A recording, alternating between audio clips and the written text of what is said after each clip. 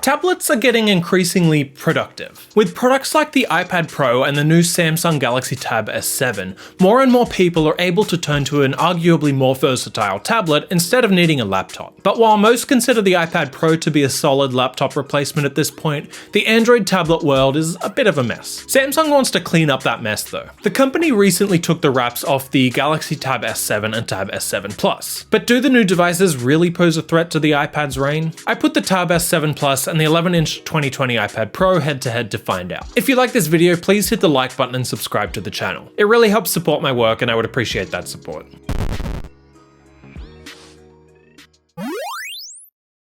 The first thing to notice about these two devices is their design, and while they have their similarities, they also have some big differences. Most of the similarities between these two seem to be because Samsung has somewhat copied the iPad Pro's design for the Tab S7, but they still both look great with their square edges and edge-to-edge displays. As mentioned, I have the 11-inch model of the iPad Pro and the Tab S7 Plus, which is the larger of the two Tab S7 devices. They're both incredibly thin feeling, with a premium unibody build and antenna lines on the back that follow the curves of the device. There are some bigger differences in design though. For example, the iPad Pro has Apple's Smart connector on the back, while on the Tab S7 Plus it's on the bottom. And while Samsung has put a magnetic strip on the back of the Tab S7 Plus for holding the S Pen, the Apple Pencil attaches to the top of the iPad Pro. The Tab S7's S Pen design isn't the best, especially considering it only charges if it's pointing in one direction. I much prefer the top-mounted magnetic charger on the iPad Pro. The design of their accompanying accessories is pretty different too. Now, I'm not going to talk about third-party accessories. I'm only reviewing first-party ones here. The Samsung S Pen is a little shorter, thinner, and lighter than the Apple Pencil, and I appreciate the feel of the lighter stylus. They still feel natural though, and the Apple Pencil 2 feels a lot nicer than the original Apple Pencil thanks to its flat edge. Then there are the keyboards. I have Apple's $300 Magic Keyboard, which is a very expensive accessory, but you get what you pay for. The keys feel nice, the accessory is perfect for using on your lap, and the mechanics of being able to charge through the case is a great idea. I really wanted to like the keyboard book cover on offer for the Samsung device, but I just couldn't get behind it. I generally don't really like kickstand style cases in the first place, even though it makes for an infinitely adjustable angle. I found that even though the Magic Keyboard isn't infinitely adjustable, it's more than adjustable enough for me. That's not to mention the fact that the keyboard is held to the tablet with a pretty thin strip, and it's flimsy enough to not work during lap use. That said, the actual keyboard felt great. The keys had plenty of travel, and on a desk, it's a great option. It's just that when I'm at a desk, I'm using a desktop computer. The display on these devices is a little different, but not a lot different.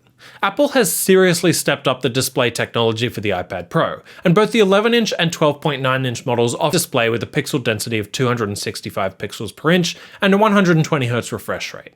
And they both look awesome. They get nice and bright, they look and feel smooth, and colors are vibrant. The display on the Tab S7 Plus is about as good, if not slightly better. It's also an OLED display with a 266 pixel per inch density and a 120Hz refresh rate. You're not getting a radically different display experience on either of the two devices, and it's not worth buying one over the other for the display. I haven't used the standard size Tab S7, which does not have an OLED display, but most reviews seem to suggest that the display on the Tab S7 is still awesome. Perhaps one of the biggest differences between these devices is their performance. The iPad Pro features an Apple A12Z Bionic processor, which is one of Apple's most powerful processors yet, and as a result it can easily handle everything you can throw at it in 2020, from mobile gaming to productivity. The Galaxy Tab S7 Plus, on the other hand, offers Qualcomm's current flagship chip, a Snapdragon 865 Plus processor. Again, it should be able to handle everything you can throw at it, but it's not quite as powerful as Apple's option. Benchmark results confirm this. The iPad Pro kinda destroys the Galaxy Tab S7 Plus. In fact, it scored an extra 100,000 points on Antutu, and its Geekbench 5 multi-core score was almost double that of the Samsung device. Safe to say, while the Galaxy Tab S7 Plus is powerful, if you actually want performance, the iPad is the way to go. So, both of these devices offer excellent hardware. So you'd be perfectly happy with either one, right? Unfortunately, no. Using the iPad Pro is easily a better experience than using the Galaxy Tab S7 Plus. I'm not trying to say that iPadOS is better than Samsung's implementation of Android, that's a different debate. The Tab S7 Plus's issues are really out of Samsung's control, and it has to do with other apps. They're just not designed to take advantage of the screen real estate on offer by tablets like the Tab S7 Plus. They don't size properly, borders are weird, and so on. Now, Samsung DeX does solve some of those issues by windowing apps, and using DeX is generally generally a pretty good experience. But you shouldn't have to rely on using it to get anything done or to use basic apps. Not to mention the fact that DeX doesn't support all apps, and some services, like LastPass, just don't work on it. The base operating system, of course, has its differences. Apple's iPadOS has been getting better and better, and it's a good experience on the iPad Pro.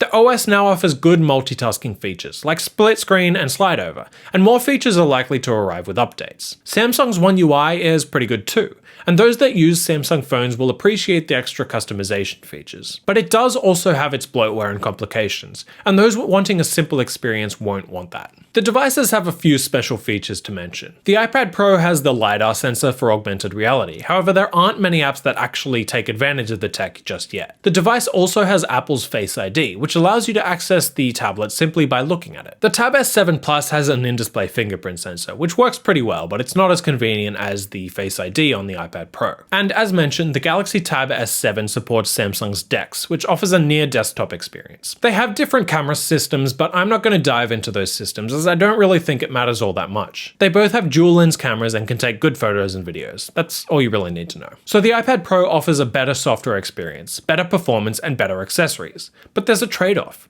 It can also be more expensive. Now, the only reason I'm comparing the Tab S7 Plus with the 11-inch model of the iPad Pro is that those are the devices I happen to have on hand. But the smaller Tab S7, which has an 11-inch display, is probably more comparable to the 11-inch iPad Pro, while the Tab S7 Plus is comparable to the 12.9-inch iPad Pro. While the Tab S7 comes at $650, the 11-inch iPad comes at $800. And while the Tab S7 Plus is $850, the 12.9-inch iPad Pro is $1,000. Even the accessories are more expensive. The Tab S7 comes with an S Pen, while the Apple Pencil 2 is $130, and the Tab's keyboard cover starts at $200, while the Magic Keyboard starts at $300. But there's another option. Apple just launched the new iPad Air, which has a similar design, works with the same accessories, and has a new A14 chip built into it, and offers $600. It doesn't have the same special features like the LiDAR sensor, but not many will need those features. Without having tested the new iPad Air, I think it's probably the way to go. In the end, the Android tablet experience is a bit of a mess when it comes to productivity, and the Galaxy Tab S7 and S7 Plus probably aren't worth spending the cash on. If you really want an Android tablet, they're the best out there, but otherwise you might be better served with an iPad Air or iPad Pro. You can get all of the devices I talked about using the links in the description.